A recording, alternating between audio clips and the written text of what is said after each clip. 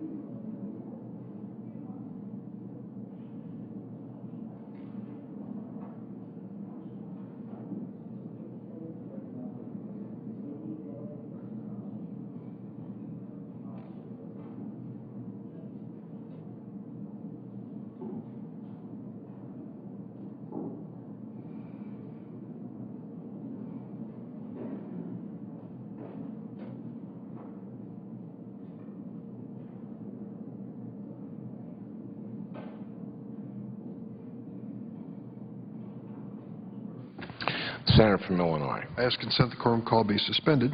Without objection. But we're not in a quorum call. I ask unanimous consent that as if in executive session, the nomination of Keith Kelly of Montana to be Assistant Secretary of Labor for Veterans Employment and Training sent to the Senate by the President be referred jointly to the Help and Veterans Affairs Committee. Without objection. I suggest the absence of a quorum. Clerk, call the roll. Mr. Akaka.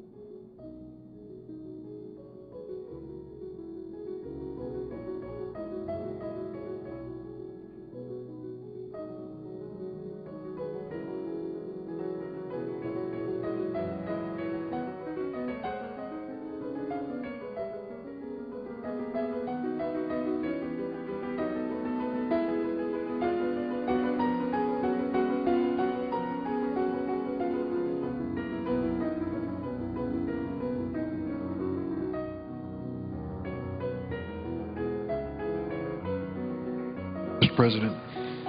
The senator from Illinois. Ask consent the quorum call be suspended. Without objection. Mr. President, 4 years ago, our economy was in free fall. AIG had been bailed out. Lehman Brothers plunged into bankruptcy. The depth of the recession we fell into is difficult to understate. With the economy contracting at nearly 9% in the last 3 months of 2008 and over 700,000 jobs lost every month, it's not an exaggeration to call the crisis we face the worst since the Great Depression. Demand dried up as our financial system collapsed. Families struggled to pay the bills and millions lost their homes to foreclosure. Our unemployment rate peaked at 10% nationally, 11.4% in Illinois.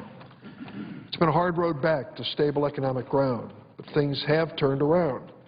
Private sector businesses are hiring again and have been for 30 straight months.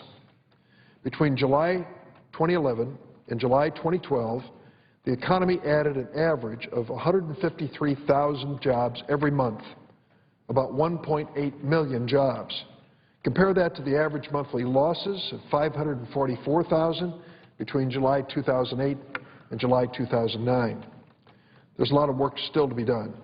We all would like to see more jobs created, but it's clear our economy is better off, and we are better off, than we were 4 years ago. I saw many examples of our economic progress as I traveled my state. The Nucor steel plant is in Bourbonnais, Illinois. It makes rebar and angle iron that is used in construction across the country. What makes Nucor unique is that during the recession, when many other companies were shedding employees, Nucor made a commitment to keep all of their full-time employees. It wasn't easy. When demand slowed, the company's idle workers developed new products for customers, or they were actually, in many cases, sent out to work in the community on service projects as they waited for their company to get back into business.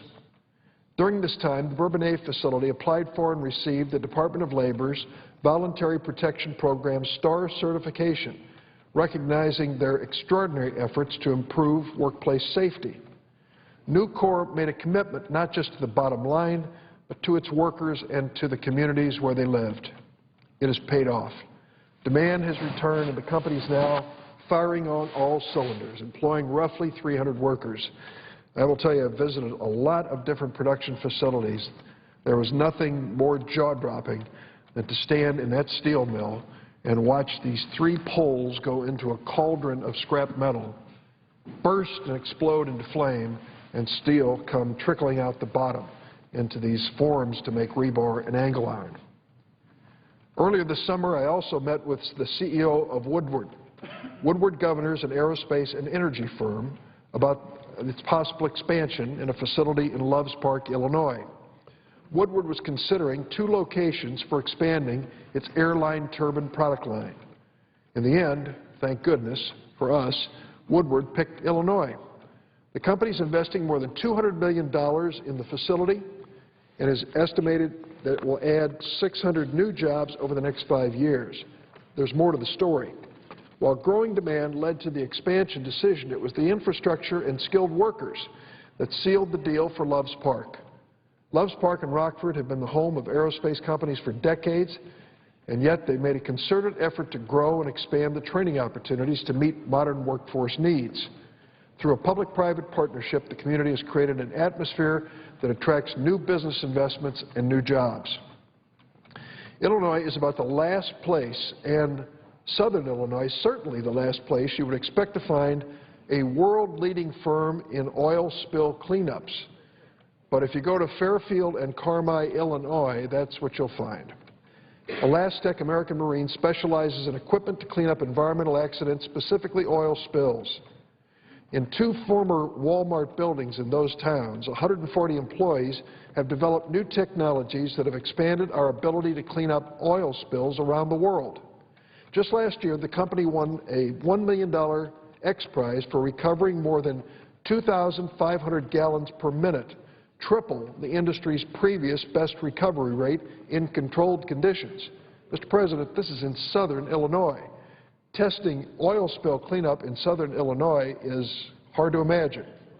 Elastec's equipment was used for cleanups during both Exxon Valdez and the more recent Gulf spill. It's American ingenuity at its best. But the business is driven by regulations governing the discharge of oil. Without job-killing regulations, the company, its jobs, and the technology it uses to clean up oil spills probably wouldn't exist. I also visited Acorn, not the acorn that has been debated at length on the floor of the Senate. Acorn, spelled with a K, is a pharmaceutical company in Decatur, Illinois, which manufactures products like drugstore eye drops, liquid injectables used in surgery. Acorn employs 500 people in Illinois at facilities in Decatur, Lake Forest, Skokie, and Gurnee. Since 2009, the company's been one of the Chicago and Illinois' fastest-growing public companies. In 2011, Acorn launched a multi-million-dollar expansion at its 2 Decatur facilities. They've doubled production and added 100 jobs. Acorn's looking to hire another 20 to 25 people with backgrounds in finance, production, chemistry, microbiology, engineering, and business. These are highly technical, good-paying jobs right in central Illinois. One of my last stops in August was at the Chrysler plant in Belvedere. What a great story. Only 3 years ago, there was a serious concern that this plant was going away. At the time, Chrysler was facing bankruptcy, and the plant was building a now-defunct model, the Dodge Caliber, and different models of the Jeep. Plant production had slowed to a single shift, and employment had dropped to as low as 200 people. The federal government offered a bridge loan and helped to facilitate a merger with Fiat. With government assistance, Chrysler has emerged from bankruptcy and is profitable. In October 2010, Chrysler announced a nearly $700 million investment at the Belvedere plant to retool for the production of the new Dodge Dart. The plant reached full production in July of this year, now employing 4,698 workers. If the auto industry had been allowed to collapse, between 1.1 and 3.3 million jobs would have been lost between 2009 and 2011. These are stories of businesses in my home state. I asked my staff, find me businesses that survived the recession or expanding and hiring people. I want to hear their stories. And listen to the stories. All kinds of different businesses, large and small, expanding today. Businesses that weathered the recession and they're successful. Business is picking up. These businesses are hiring people back, some cases expanding. Their stories aren't unique. Across America, 30 consecutive months of private sector job growth tells us we're moving in the right direction. 4.6 million private sector jobs have been created. In Illinois alone, 140,400 private sector jobs have been added since January 2010. Manufacturing employment has rapidly grown, adding 44,600 or 37% of the 140,000 jobs. During the last quarter of 2008, the economy was shrinking at a rate of nearly 9%. It was in free fall. During the most recent quarter, the economy is growing on the positive side, 1.7%. In March of 2009, the Dow Jones Industrial Average had fallen to 6,547. Since then, it's nearly doubled to almost 13,000 today. New home sales are up 3.6% in July. That's 25% over last year. U.S. goods and service exports increased 0.9% from May 2012 to June 2012 and have increased by 5.9% from the same time period last year. The American people see these facts and figures. They also feel the improvement in their communities. With new businesses opening and on their block with new housing recovering as well. We are much better off than we were 4 years ago. Now is not the time to go back to policies that brought us into this recession, but to move forward, creating even more jobs and expanding more businesses. And now, Mr. President, I see Senator Lee is on the floor, and I'd like to ask consent that the following statement be placed in a separate part in the congressional record. Without objection. Mr. President, the United States has led the world in creating the legal framework, building the infrastructure, and designing facilities that ensure inclusion and opportunity for people living with disabilities. Just recently, we celebrated the 22nd anniversary of the ADA, Americans with Disabilities Act, by reporting a treaty out of the Foreign Relations Committee on a strong bipartisan basis. The members of this body now have an opportunity to affirm our nation's leadership on disability issues by ratifying this treaty. I hope that we'll do this so with strong bipartisan support that has always characterized the Senate's work on disability issues. Everyone knows the story when Bob Dole, a disabled veteran from World War II and Tom Harkin, his colleague, Democratic colleague from Iowa, with a disabled member of his family, came together to create the Americans with Disabilities Act. It was an extraordinary bipartisan effort. It did our nation proud. It gave to disabled people a chance to be in the mainstream and part of America. One of the people that helped, in addition to 54 million Americans living with disability, was a fellow named Bob Greenberg. Bob Greenberg was the legendary sportscaster who rose to prominence at Chicago's WBEZ radio station. At the apex of his career, Bob offered color commentary for Chicago's major sporting events. He interviewed the very best athletes. He analyzed the players. He rifled off stats and box scores that put the game in context. For his loyal and large Chicago radio audience, Bob Greenberg described sporting events they couldn't see. Bob's story is unique because he couldn't see the games either. Bob Greenberg was blind, but he never let it stop him from achieving his dreams. There's no doubt that laws like the ADA helped make Bob's road to achieving his dream a little bit smoother. We lost Bob to cancer last summer, but we will never lose the power of his life and his life story. Most of us don't give a second thought to crossing the street, reading the newspaper, or describing things we've seen. But for Bob and millions like him, our nation's commitment to equal access for those living with disabilities has literally expanded their world. Now we have an opportunity to once again demonstrate our commitment and advance disability rights around the world by ratifying the Convention on the Rights of Persons with Disabilities. The support for this treaty is broad and bipartisan. I want to thank my friend, Senator John McCain of Arizona. He is leading this effort with me to pass this Convention on Disabilities. He's a great ally. Without him, we wouldn't have reached this point. But also thank Senators John Barrasso, Tom Harkin, Tom Udall, Jerry Moran, and Chris Coons for their bipartisan support and dedication to ratification. This treaty is supported by 165 disability organizations, including the most prominent, the U.S. International Council on Disabilities, and many others. And in addition, 21 veterans groups came and testified. They were the earliest witnesses, and for obvious reasons. Disabled veterans know the limits on life and how important it is to have countries like the United States and around the world opening doors literally for them to the future. The Wounded Warrior Project supports it, the American Legion, Disabled American Veterans, Veterans of Foreign War, they're all calling on us to ratify this treaty. President George H.W. Bush signed the ADA into law.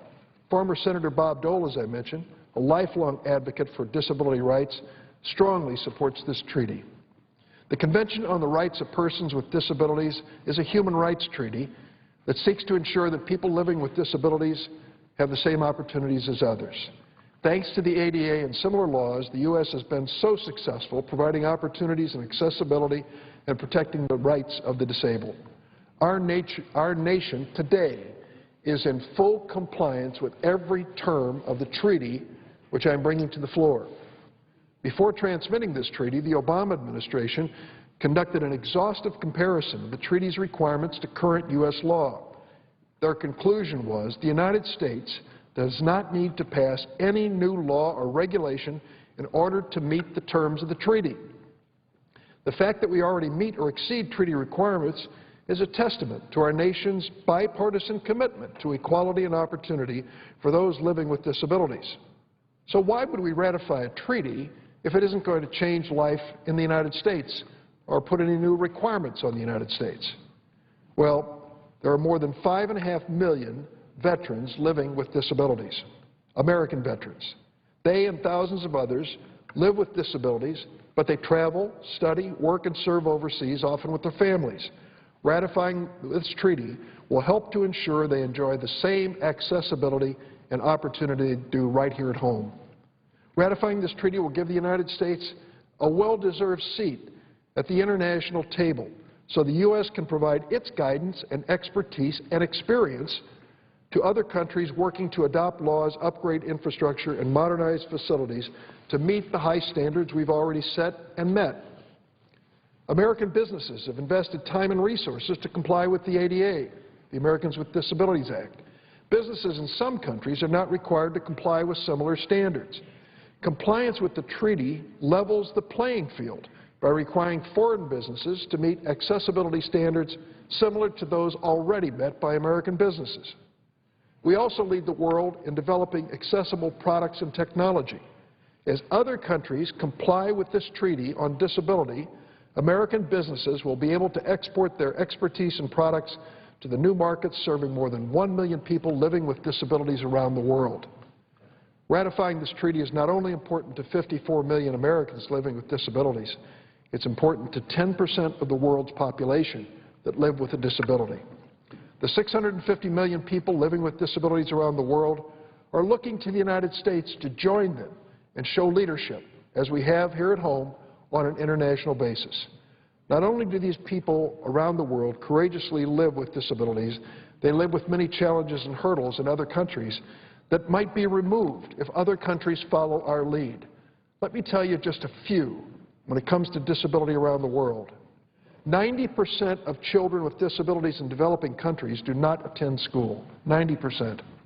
Less than 25%, 45 of the 193 countries in the United Nations, have passed laws that prohibit discrimination on the basis of a person's disability. Studies indicate that women and girls in developing countries are more likely than men to have a disability. Women and girls with disabilities in developing countries are more likely to be raped, forcibly sterilized, or physically abused. This treaty will help provide the framework so countries around the world can help their own citizens living with disabilities improve, live productive, and healthy lives. Just like we did by enacting the ADA 22 years ago, ratifying this treaty will send the world the message that people with disabilities deserve a level playing field. While this treaty will ensure inclusion and access, it is also important to note what it will not do. The treaty will not require the United States to appropriate any new funds or resources to comply with its terms, not a penny. The treaty will not change any U.S. law or compromise our sovereignty. The treaty will not lead to new lawsuits because its terms don't create any new rights and it cannot be enforced in any United States court. For families that choose to educate their children at home in the United States, the treaty will not change any current rights or obligations.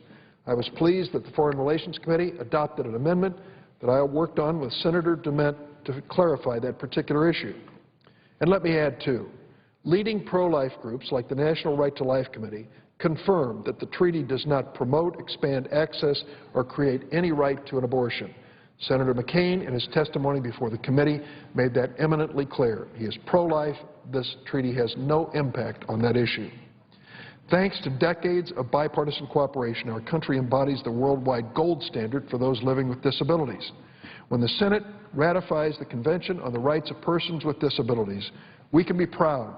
Our co-workers, friends, family members, and courageous veterans will soon enjoy the same access and opportunity when they travel abroad that they have come to expect here at home. And so, Mr. President, I ask unanimous consent that the Senate proceed to executive session to consider Executive Calendar Number 6, Treaty Document 112-7, that the treaty be considered as having advanced through the various parliamentary stages up to and including the presentation of the resolutions of ratification, that any committee declarations be agreed to as applicable, that any statements be printed in the record as if read. Further, that when the votes on the resolution of ratifications are taken, the motion to reconsider be considered made and laid upon the table, that the President be immediately notified of the Senate's action, and the Senate then resume legislative session. Without Mr. President? Is there objection? Sorry. Is there objection? Mr. President? The Senator from Utah. Mr. President, reserving the right to object, I'd like to take just a few moments to explain why I plan to object. I have right here a letter that is signed by 36 members of this body who expressed the viewpoint that because of the prerogative that we have as United States Senators to ratify treaties, two-thirds of us have to provide our advice and consent to ratify a treaty before it can take effect. This is important in part because Article 6, Section 2 tells us that once ratified, a treaty becomes the supreme law of the land. We have 36 senators on this letter, a letter addressed to Leader McConnell and Leader Reid, explaining that for various reasons, we don't think that any treaty should come up for ratification during the lame duck period of the 112th Congress. and we explained that no treaty should be brought up during this time period and conclude that we will oppose efforts to consider any treaty during this time period. The primary reason cited in the letter is the fact that it is very important to make sure that we have a full understanding of what these treaties mean. It's also important that before we undertake any significant changes to the law becoming supreme law of the land, we need to understand the implications of these treaties fully. If it is true, as 36 members of this body concur in this letter, that it's too fast to move something like this or another treaty through during the lame duck session of the 112th Congress, it follows a fortiori that it's also too fast to do it now. Now, with regard to this particular treaty, we've had exactly one and only one hearing on this on July 26th of this year. I appreciate and respect the words of my friend, my distinguished colleague, the senior senator from Illinois, and I'm pleased with the fact that he is comfortable with the language of the treaty. I and some of my colleagues are not yet comfortable with it, and I and some of my colleagues are not yet convinced as to the full ramifications of the language of this proposed treaty. I therefore object. Objection is heard. Senator from Illinois. I would like to respond to my colleague, Senator Lee. Repeatedly, he said we shouldn't consider this in the lame duck session. We are not in a lame duck session. This is the regular session of the Senate. We do precious little in this regular session, and now you're saying we shouldn't do it in the lame duck session. We're not in a lame duck session. And I might say this treaty has been out there for review for months. It had a full review before the Senate Foreign Relations Committee. Senator Kerry called it. You were there. Other members were there, and had a chance to go through it page by page and offer amendments, which many senators did. So to argue that this is somehow being sprung on the members of the Senate without time to review it is to ignore the obvious. We are not in a lame duck session. This was produced for review and amendment and a full hearing before the Senate Foreign Relations Committee, and a vote was taken. It's disappointing. We had hoped to do this and do it now because many of the supporters of this treaty are facing their own physical challenges. One of them is our former colleague, Senator Bob Dole. 22 years ago, he led the fight for the Americans with Disabilities Act. When Senator John McCain took this up, he said, I'm going to call Bob Dole first, and he did. I would think that in his honor, I hope the senator from Utah will reconsider his position. And now, before the lame duck session, perhaps we can have some communication, and perhaps there's a way that we can ratify this treaty in the Senate. We do precious little in the United States Senate. To do this, at least to honor Senator Dole, is not too much to ask, not to mention the positive impact it will have on so many disabled people around the world. I know the senator from Lee is a conservative, but I also know he has a heart. And I know he cares, as I do, about these people. Children who have no chance in life because of a disability in other countries. Women discriminated against because of disabilities. These are things that we should speak out on. We're proud to be Americans, but we're doubly proud of the values we stand for and fight for. This is one that we should fight for.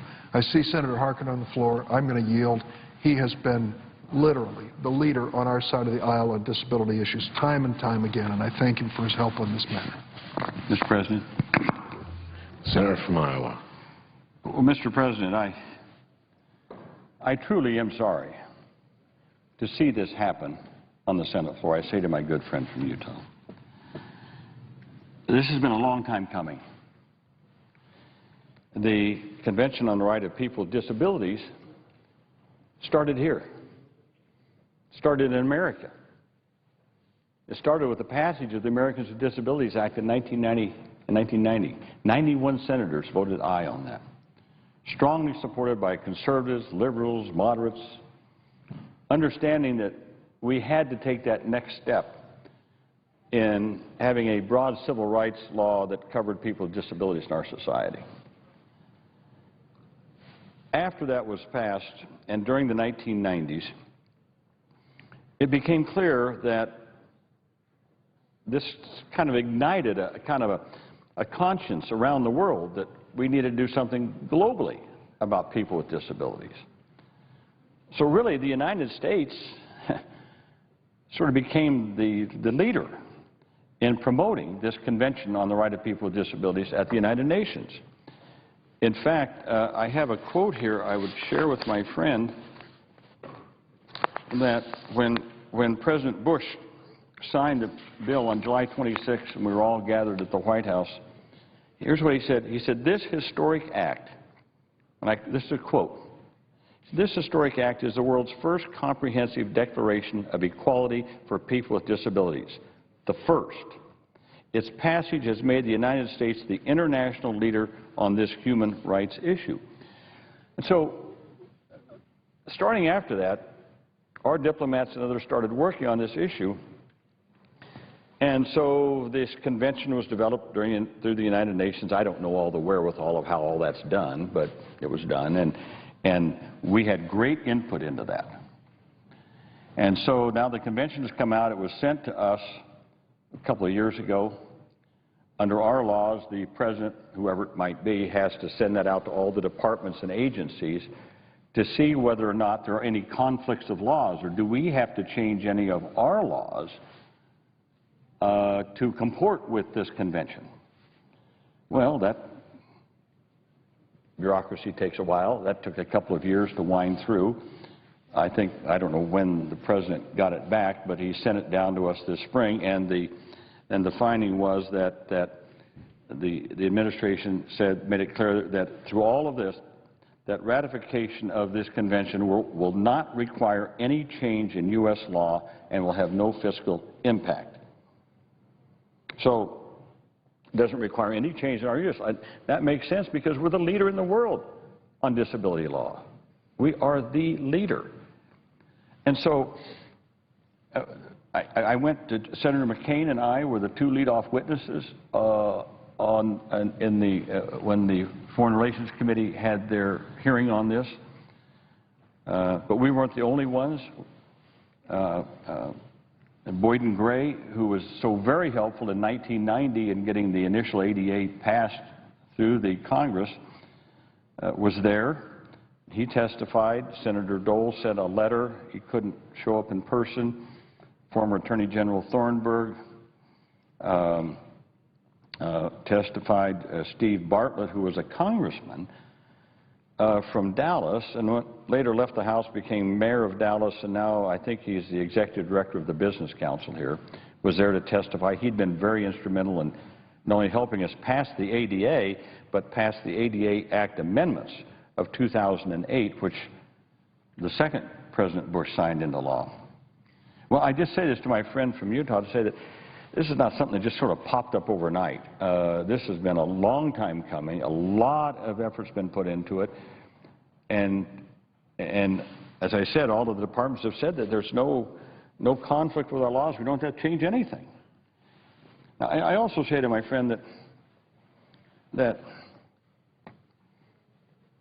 you know, we do want to be that city on the hill, that shining city on the hill. And this is one area in which the United States has no equal. We have taken the lead in the world on this issue. Countries come to us to see how they can do something, what they can do for people with disabilities. 116 nations have already signed it, and the European Union. If we don't sign it, then when other countries, then they have to change their laws to comport with this convention, I think we should be at the table. We should be there with them, sharing with them what we have done in America to make accommodations better, to make education accessible to people with disabilities, employment, all those things. If we don't sign it, we're not going to be a part of that. And yet the rest of the countries are looking to us for leadership on this. So we should be at the table. And one other thing I'd just say to my friend from Utah is that, you know, we're very mobile people. We travel around the world a lot. And more people with disabilities are traveling. Veterans with disabilities, non-veterans. And yet, how many times have I heard from people who have traveled overseas and say, gosh, I wanted to go here, I wanted to go there, but because I have a disability, I couldn't get around. It'd be nice if other countries did this. Well, other countries have now signed on to it. And I was hoping that we could vote this and that we could be a part of it and that we could be a part of helping other countries to change their systems and to be more accommodating for people with disabilities. I quite frankly, I must say to my friend from Utah, I'm perplexed. I really am as to why this is an issue. I don't know why there's an objection. Maybe there's something that I don't understand about this. I thought I did, but maybe there's something I don't know about this that the senator can enlighten me on as to why shouldn't we bring this up. And I suppose if someone wants to vote against it, they can. It takes a 2/3 vote of the Senate to pass this. And I guess I'm just perplexed as to why we can't do this. It seems to be so bipartisan, and it seems to be so much above the political fray. I just don't notice politics in this whatsoever. And so I just guess I'd assume that we would bring this up and pass it. I was not really aware that this was going to happen this way. I was in my office when I was alerted to this. So I guess I just don't know why we can't bring this up and have a small debate on it and vote on it. Mr. President, I have more to say, but I yield the floor. Mr. President. The senator from Utah. Mr. President, with great respect to my distinguished colleagues who are supporting this treaty and supporting a move it to the floor for a full vote right now, I understand and appreciate that they may not share some of the same concerns expressed in this letter, concerns surrounding the fact that treaties, once ratified, become the law of the land, the supreme law of the land. Concerns surrounding the fact that many Americans may have concerns about this, concerns that may be expressed during the upcoming election season.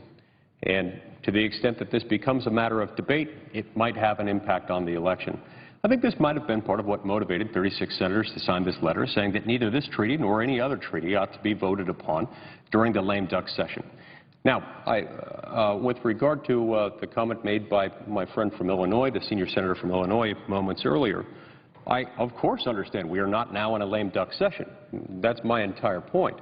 If it is true that the lame duck session is too soon to consider treaties, not the appropriate time to consider treaties, it follows a fortiori. It's a much stronger point to make the point now that it's too soon to consider this now. Now, with regard to the Law of the Sea Treaty, we held a number of hearings. I can't remember exactly how many on the Foreign Relations Committee. I want to say at least 3, 4, maybe 5. Just this year, we've had exactly 1 hearing on this one. I understand that some of my colleagues might be satisfied with the assurances provided by some lawyers within the State Department to the effect that this is entirely compatible with U.S. law, to the effect that it would not impose any additional, new, different obligations on U.S. law. I'm not satisfied that that is the case. I therefore object. Thank you, Mr. President. Senator from Iowa. Well, Mr. President, I don't know what it would take to satisfy my friend from Utah. I mean, it goes out to all the departments. They have to analyze this, and they took over a year, almost 2 years to do this, to find out if there were any conflicts with laws. So if you go through all of that, and all the departments report back and they can't find any conflicts of laws or any laws that we have that need to be changed, I don't know what would satisfy the gentleman from Utah. What could that possibly be? So he's almost raised an impossible barrier.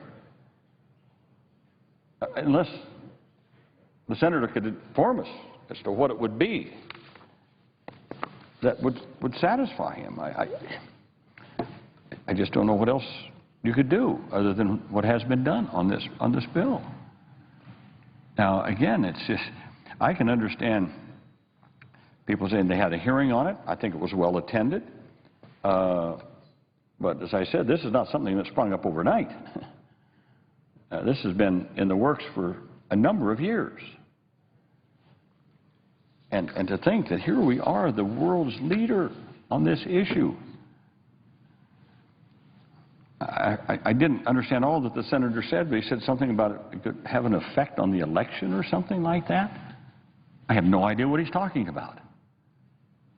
if there's truly a nonpartisan, bipartisan issue, it's this. And we've always made it thus. When we passed the Americans with Disabilities Act, it was truly bipartisan. When the Supreme Court made their decisions in the Sutton case, the Sutton trilogy and the Toyota case in the late 90s, early 2000, that kind of threw a monkey wrench into the works on employment in terms of disability, it caused a lot of consternation in the disability community and in the business community, and we had to right that. We had to kind of tell the Supreme Court what we meant. Well, that was 2001. It took us 7 years of working with Republicans and Democrats and the administration, everybody. But in 2008, we passed a bill in the Senate unanimously, passed it in the House unanimously. President George Bush, the second Bush, signed it into law. I was down there for it. The first President Bush, who had signed the initial Americans with Disabilities Act, was there. We were there with Republicans and Democrats. It was not seen as any kind of an issue. And if I'm not mistaken, 2008 was an election year, if I'm not mistaken. And yet, President Bush did not say we can't sign this because there's an election. This had nothing to do with politics. And so I just find this almost bizarre that the Senate cannot act on something so close to us as a people, something that we have taken such a lead on, something which means so much in terms of our leadership globally, that we can't act on this. Again, so many people have taken the lead on this. Not only Senator Durbin and Chairman Kerry of the Foreign Relations, but Senator McCain, Senator Barrasso, Senator Moran, Senator Lugar, Senator Udall, Senator Coons, many bipartisan, have been working on this. Now, I admit, obviously I have a deep interest in this since I was the Senate author of the Americans with Disabilities Act. It's been a key part of my Senate career for 25 years now. For 25 years.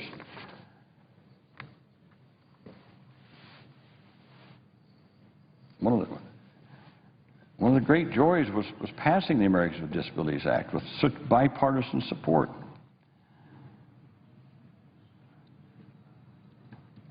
Thanks to the ADA, our country is a better place for everyone, not just for people with disabilities, but for their families, their friends, for everyone.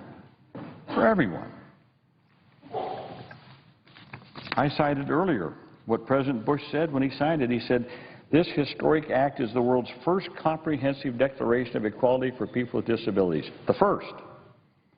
Its passage has made the United States the international leader on this human rights issue. That's President Bush, 1990. The first. We were the first. We are the international leader on this issue. And now, 116 other nations, the European Union can sign on to this, but we can't. This is truly bizarre.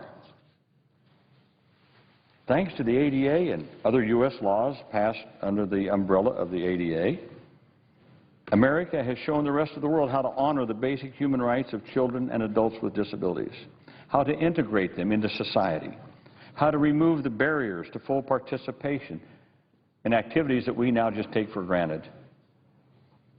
We can take pride in the fact that our support for disability rights has inspired a global movement that led the United Nations to adopt the CRPD, the Convention on the Rights of People with Disabilities.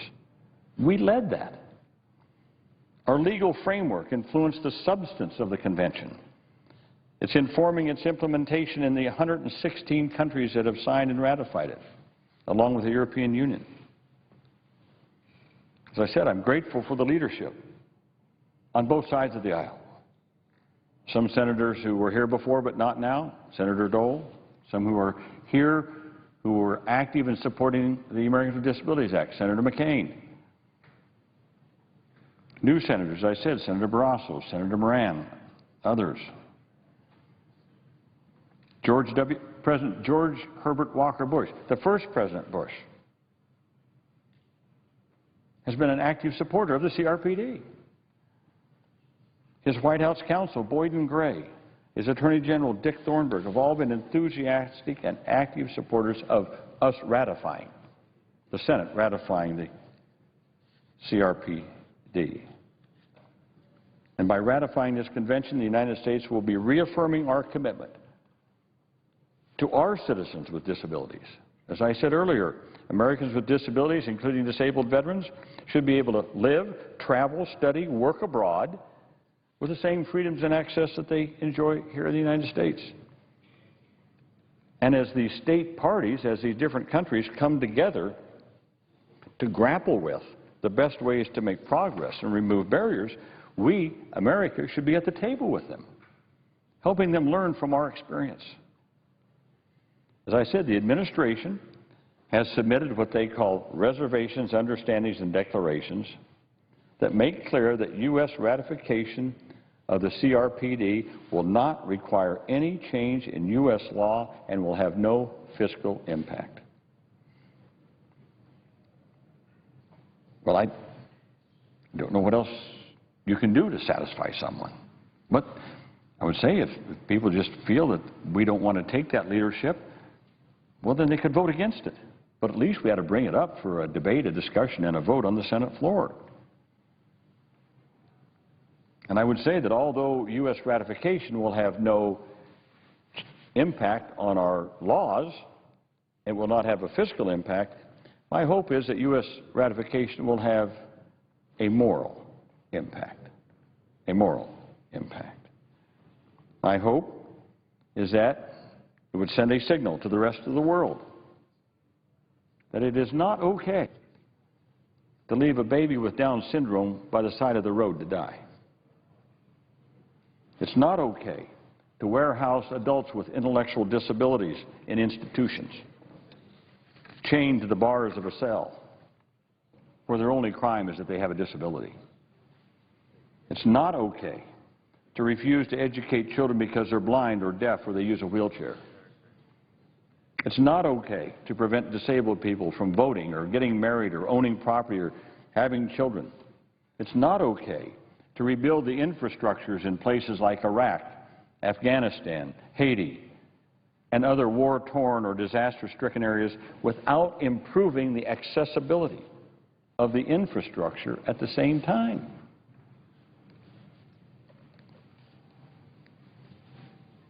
Former President Reagan frequently talked about America as a city on a hill, a shining example to the world of a nation that ensures opportunity and freedom for all of its people. Thanks to our country's success in implementing the ADA, advancing that law's great goals of full inclusion and full participation for all of our citizens, America indeed has become a city on a hill, a shining city on a hill for people with disabilities across the globe. By ratifying the CRPD, we can affirm our leadership in this field. We can give renewed impetus to those striving to emulate us. We can give them that renewed impetus by our example and by sitting down with them if we are signatory to this. So again, I guess I have to recognize there are some senators who were not part of the bipartisan vote to support it in the Foreign Relations Committee. I guess there are some who are not ready to support the unanimous consent motion before us. My hope, since obviously we're coming to a close here, my hope is that we use the time between now and when we come back in our lame duck session after the election to address any issues that have been raised about the CRPD. I mean, if senators have issues and want them raised, let's get them out. And then let's move forward after the election, when we come back, with a strong bipartisan vote, and a strong bipartisan vote for us to ratify the CRPD. When we voted on the ADA, and Americans with Disabilities Act in 1990, 91 senators. Well, okay, there were 9 that didn't vote for it. I understand that. 91 senators voted in support of that historic law. My hope is that when this comes up for a vote after the election, we can achieve the same kind of strong bipartisan statement of support for the human rights of 1 billion people with disabilities around the world. We must reaffirm our leadership on this issue and let the rest of the world know that we are not stepping backward on this. We are going to maintain our support for the dignity and the rights of people with disabilities, not only here in America, but anywhere around the world. So, Mr. President, I'm really sorry that we couldn't have brought this up. I haven't done any head counts or any votes, but I think I know most of the senators here and people of goodwill. And I really believe when they look at this and think about it, I just think it's going to get an overwhelming vote of support. So I'm just sorry we couldn't bring it up, but I look forward, hopefully, to passing this when we come back after the election. With that, Madam President, I yield the floor. Madam President. The Senator from Alabama. Madam President, Senator Reid was, I think, stung a bit this morning when remarks were made about the failure of this Senate to pass a budget, failure to move a single appropriations bill, which is the first time in, I understand, over 100 years, not a single appropriations bill was brought to the floor. It was a decision by the Democratic leadership to not even bring a single bill up. So we end up with a big omnibus CR, and also he didn't bring up the defense appropriations bill for the first time in 51 years. Senator McCain explained that yesterday and the day before and expressed his frustration about it.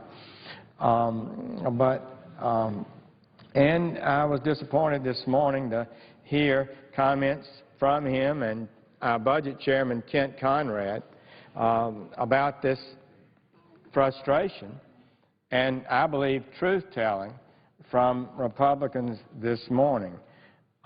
Senator Reid said, quote, "It's a big lie for the Republicans to come here and say we haven't passed a budget," close quote. And let's look at the facts. The law requires the Senate majority to produce a budget, a financial plan, every single year. It's in the Code of the United States, a plan that covers taxes, entitlements, spending, and debt. Fundamental to the future of our country. That's why it's required by law. People saw the need for it. That plan must be produced and voted on in committee and brought to the Senate floor. The House, the Republican House, put together such a plan, moved it, and passed it. Senate Democrats have no plan. They have proposed nothing, offered nothing, put nothing on paper. Senator Reid, our nation is facing a debt crisis. Surely you agree. What is your plan? Where is your budget? What is your proposal to rescue the finances of this nation? I haven't seen it. I'm just the ranking Republican on the Budget Committee. The American people haven't seen it. It doesn't exist. The House has a plan. Where is your proposal? Have you forgotten that you canceled our Budget Committee markup on the budget this spring and refused to bring up a budget to the floor last year? What do you plan to do on taxes, on entitlements, on welfare, on spending, on debt? How does your majority plan to balance the budget of this nation? Do you have a plan? Surely you know the spending caps in the Budget Control Act are not a financial plan for America. As the magazine Politico put it, quote, Democratic leaders have defiantly refused to lay out their own vision for how to deal with federal debt and spending, close quote. Let me read that again. Is there any problem greater for America today than debt and spending? This is what Politico reported not too long ago. Democratic leaders have defiantly refused to lay out their own version of how to deal with federal debt and spending, close quote. That's exactly correct. That is indisputable. We have had the worst performance of the United States Senate on financial matters in the history of the country, in my opinion. I can't imagine any Congress being less fulfilling of its duty. Speaking on Fox News, Chairman Conrad earlier this year said, what we need, I believe, is at least a 10-year plan. That's why I am going to mark up a budget resolution the first week we're back in session, close quote. That was in April. That markup never happened.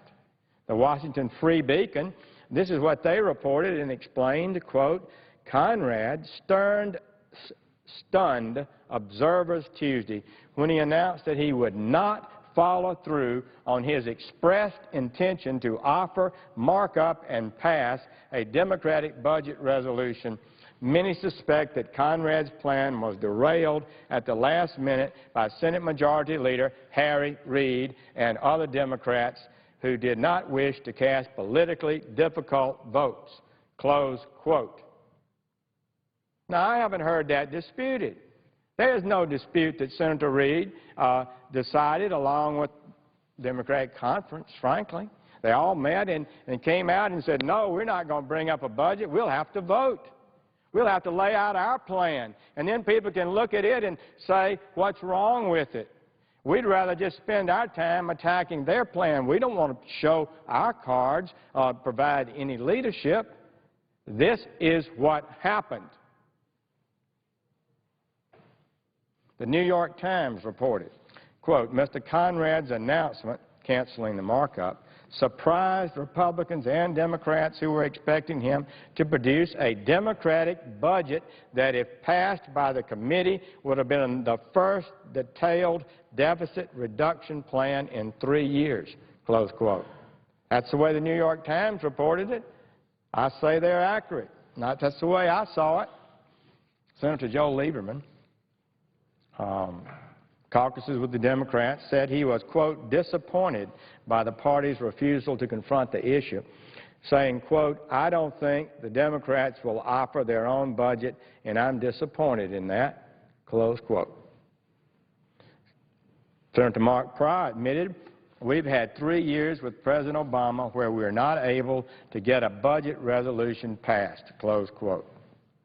But it gets worse. Not only have Democratic colleagues failed to do their duty, but they've savagely attacked the House for producing a budget and laying out a plan. Here's what Senator Conrad said today. Senator Conrad's a good friend, but give me a break, Senator Conrad. This is what he says. The House plan, quote, fails any moral test of government, close quote. He said the House plan failed the moral test. And he said that several times and repeated it. So these comments are outrageous, really. They're inaccurate, but they're also hypocritical. I ask, what is the morality of the majority party in this Senate that has violated the law purposely and deliberately in order to avoid presenting a plan to save this nation from financial disaster? Deliberately refused to go forward. What about the families that will be impacted by a debt crisis? What about our military? What about our future as a nation? Where is our duty during this defining hour of our republic, America's hour of need? Is there no response and no leadership? Every Senate Democrat in every state will have to explain why they've not stood up, I think, to Senator Reid and his proposal. Presumably all in it together. None of them have actually come to the floor and opposed it and said they'd vote to bring a budget up. Well, I know the senator was stung a bit this morning, but it's not a lie to say that we didn't have a budget this year. And I know that it was painful to listen to the litany of failures of this Congress. First, no budget in 3 years, 1,240 days. No appropriations bills, not one. Failed to bring up the defense authorization bill for the first time in 50 years. Failure to confront the sequester and how to fix it that we know we're going to have to do, and we're going to let it wait till late in the year, causing great turmoil at the Department of Defense. Not dealing with the fiscal cliff. All of those are fundamental things this Senate should have been done, and we haven't done any of it. We don't even bring up the bills. We should have had a great historic debate for the last 2 years over the future financial status of America, because it is clearly the greatest threat facing our nation. And we haven't had it. We had little groups meet in secret, gangs and groups and secret committees and special committees. So this is what I would say about this budget. If I were prosecuting the case as I used to be as a federal prosecutor, I would say that the defendant has confessed. This is what Senator Reid said back in May of 2011, quote, "There is no need to have a Democratic budget in my opinion," close quote. Well, it's not a question of his opinion. It's the law of the United States. Nobody asks his opinion. He has a duty to follow the law, I would think. He goes on to state, how about this? Quote, "It would be foolish for us to do a budget," close quote. Well, Senator Reid, I think, has moved into this modern world, post-modern world, really, where words mean about anything you want them to mean, and you can just say it's a lie that we produced a budget, that the Budget Control Act that was a part of the compromise to raise the debt ceiling that set some spending limits on spending in the discretionary accounts only, not all the accounts of the United States. That is not a budget, and the parliamentarian has already ruled that's not a budget. So there's no question we don't have a budget, and we haven't had leadership. It's been very disappointing, and I was disappointed to have my good friend Senator Conrad attack the House for having the gumption to lay out a plan that would change the debt course of America and put us on the path to prosperity. And I'm sorry that Senator Reid has overreacted and declared that it's not true that the Republicans have asserted that we don't have a budget, because we don't have a budget. It is true. I thank the chair and would yield the floor. Madam President. The Senator from North Dakota. Madam President, I rise to speak on energy legislation, which is important.